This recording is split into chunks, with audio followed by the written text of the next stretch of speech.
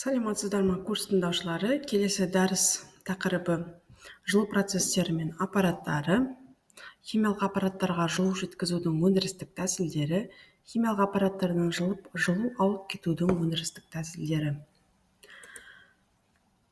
Жылу өткізу әдістерінің классификациясы, жылу тасымалдағыштарға қойылатын талаптар, су буу мен жоғары температура органикалық жылу тасымалдағыштардың буларымен ысыту, ыстық сұйықтықтармен ысыту, жылу алып кету әдістерінің классификациясы, сумен және төмен температуралы сұйық салқындатқыш агенттермен салқындату, ауамен салқындату, жылу алмастырғыштардың классификациясы, жылу алмастырғыштарды есептеу.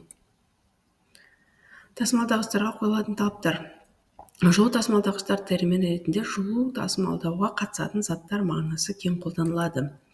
Салқындату мақсатында қолданылатын жылу тасымалдағыштар салқындатқыш агенттері деп аталады, немесе қысқартылған түрде хладагенттер деп аталады. Жылу тасымалдағыштарды таңдау. Бұл жұмыс температураларының интервалы, жылу физикалық қасиеттері, коррозиялық активтілігі, улағыштығы және бағасы. Жылу тасымалдағыштарға қойылатын талаптар: жұмыс температурының интервалы, тұтқырлық, тығыздық, жылу сыйымдылығы жоғары, булану жылуы жоғары, коррозиялық белсенділігі төмен болу қажет. Яғни жылу тасымалдағыштар ретінде су буы, қыздырылған су, балқытылған тұздар, сынап, сұйық металл, органикалық қосылыстар, минералды май қолданылады. Су буы негізгі артықшылығы конденсация жылуының жоғарылығы, кемшілігі температураның көтерілуімен бірге жүретін қысымның жылдам жоғарылауы, бұл аппаратураның қымбаттауына әкеледі.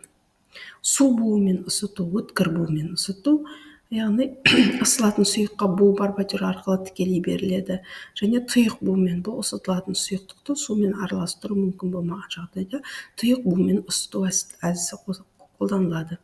Балқытылған тұз ретінде нитрит, нитратты қосылыстарды қолданылады өте кең көлемде, және бұлардың қыздыру температурасы 500-540 градус аралығында болады.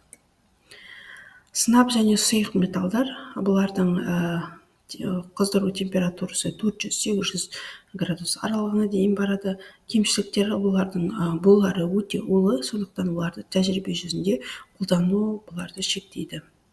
Органикалық жылу тасымалдағыштар ретінде Deuterium А денел, оның қайнау температурасы 257 градусқа тең, ал балқу температурасы 12 градусқа тең болады. Минералды майлар жаңағы жылу тасымалдағыш ретінде кең көлемде қолданылады. Бұлардың қыздыру температурасы 300-350 градусқа дейін барады. Минералды майлар, яғни кемшілігі, олардың жылу беру коэффициенті біршама жоғары болмайды.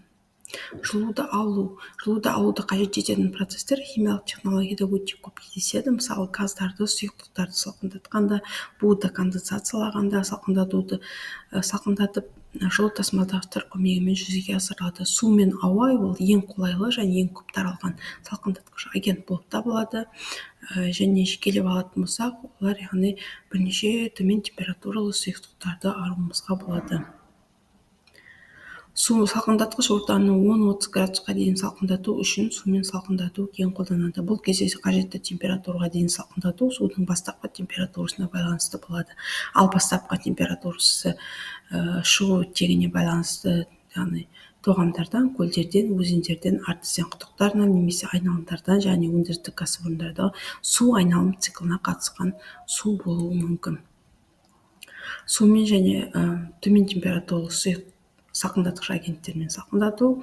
Бұлар яғни судың көмегімен технологиялық сұйықтықтарды 30 градусқа дейін салқындатуға болады. Салқындатып жылу тасымалдағыштарын жобалау кезінде салқындатқыш судың температурасын жаздың ең тиімсіз жағдайларына байланысты қабылдау қажет. Бұл жыл бойына тиімді жұмыс жасауға кепілдік береді.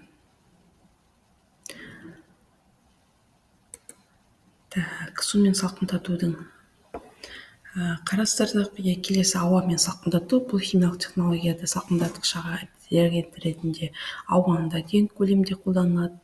Яғни жылу беру коэффициенті мәнімен көлемдік жылу сыйымдылық төмен болуына қарамастан, сумен салыстырғанда ауа қолайырақ және қазіргі заманға лайық технологияда суды салқындатқыш агенті ретінде ауамен араластыру үрдісі кең қолданылады.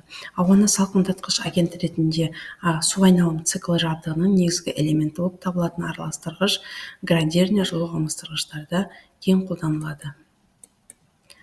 Келесі төмен температуралы сұйықтықтар.